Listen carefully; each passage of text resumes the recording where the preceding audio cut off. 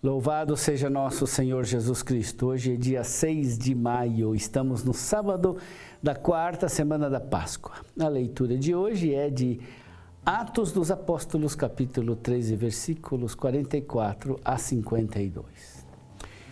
No sábado seguinte, quase toda a cidade se reuniu para ouvir a palavra de Deus. Ao verem aquela multidão, os judeus ficaram cheios de inveja e com blasfêmias opunham-se ao que Paulo dizia. Então, com muita coragem, Paulo e Barnabé declararam: era preciso anunciar a palavra de Deus primeiro a vós, mas como a rejeitais e vos considerais indignos da vida eterna, sabei que nos vamos dirigir aos pagãos, porque esta é a ordem que o Senhor nos deu. Eu te coloquei como luz para as nações, para que leves a salvação até os confins da terra. Os pagãos ficaram muito contentes quando ouviram isso e glorificavam a palavra do Senhor. Todos os que eram destinados à vida eterna abraçaram a fé. Desse modo, a palavra do Senhor espalhava-se por toda a região. Mas os judeus instigaram as mulheres ricas e religiosas, assim como os homens influentes da cidade. Provocaram uma perseguição contra Paulo e Barnabé e expulsaram-nos do seu território. Então os apóstolos sacudiram contra eles a poeira dos pés e foram para a cidade de Icônio. Os discípulos, porém, ficaram cheios de alegria e do Espírito Santo. Meu irmão, minha irmã, os pregadores do Evangelho, Paulo e Barnabé, atraíram para o culto sinagogal do sábado uma multidão de pessoas. Quase toda a cidade de Antioquia da Psídia se reuniu na sinagoga. De fato, a notícia foi difundida e comentada pelas pessoas. E no sábado, quase toda a cidade quer escutar os novos pregadores e ouvir essa mensagem tão nova sobre o Senhor. Muitos dos que foram à sinagoga eram prosélitos, eram pagãos, o que deixou na minoria os judeus, que sentem inveja do sucesso dos recém-chegados, de seu novo ensinamento e temem perder o privilégio de povo escolhido. Eles então se opõem a Paulo e Barnabé com argumentos e insultos. Eles não aceitam ter que partilhar com os pagãos a condição de povo de Deus. Segundo a concepção deles, para participar da dignidade de povo de Deus, é preciso antes se tornar judeu.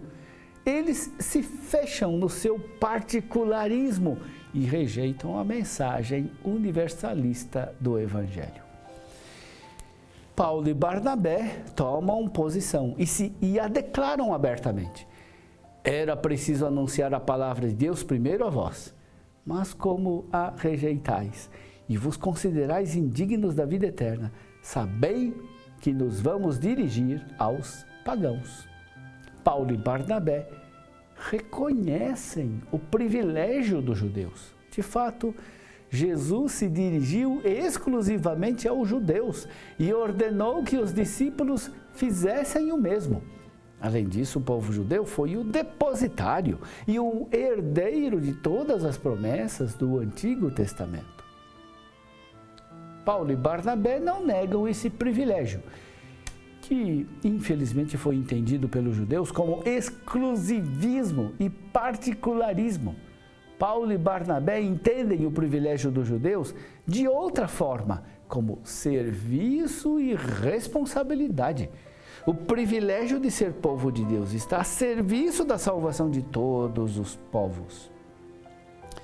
Ao mesmo tempo que Paulo e Barnabé declaram, no caso particular de Antioquia da Psídia, se tornará um programa para toda a atividade missionária deles.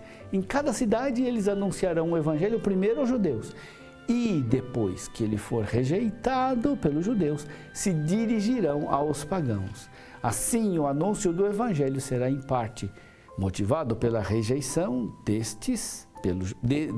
do evangelho pelos judeus e, além da rejeição dos judeus, Paulo e Barnabé baseiam a decisão de se dirigir aos pagãos na Escritura, que fala da luz das nações, mais exatamente na profecia de Isaías.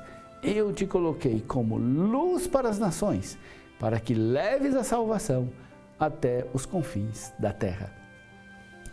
Com a decisão de Paulo e Barnabé, uma decisão não apenas provocada pela rejeição, mas certamente conduzida pelo Espírito Santo, a igreja chegou à convicção de que também os pagãos estão destinados para a vida eterna. Assim, a separação entre o Evangelho e o judaísmo se converteu em nosso favor e também da nossa salvação.